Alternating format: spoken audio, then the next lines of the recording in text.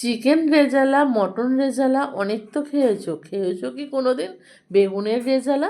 তাহলে চলো বন্ধুরা, দেখে নেওয়া যাক বেগুনের রেজালাটা আমরা কিভাবে বানাই। তার জন্য এখানে একটা বড় সাইজের বেগুনকে একটু মোটা মোটা করে কেটে নিয়েছি। একটা বাটির মধ্যে নিয়ে নিলাম 1 চামচ পোস্ত, আর এখানে নিয়ে নেব 2 চামচ চালমগজ, আর দিয়ে দেব কিছুটা কাজু।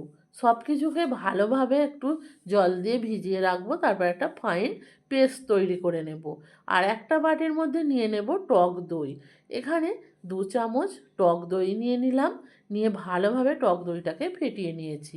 আর বেগুনের গায়ে ভালোভাবে লবণ মাখিয়ে নিয়েছি, আর তেলের মধ্যে বেগুনগুলোকে লাল লাল করে ভেজে তুলে নিয়েছি। ওই তেলের মধ্যেই ফোড়ন দিয়ে দিলাম তেজপাতা, গরম মশলা আর গোটা জিরে।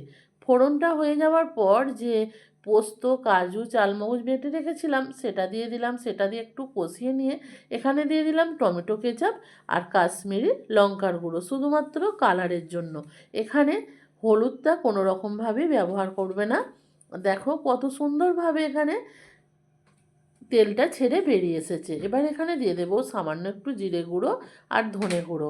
দেবার পর যে চালমগজের বাটিটা ধুয়ে এখানে জলটা দিয়ে দিলাম, আর দিয়ে দেবো কয়েকটা চেরা কাঁচা লঙ্কা, দিয়ে দেবো স্বাদ মতো লবণ আর চিনি, টক দইটাও দিয়ে দিয়েছি।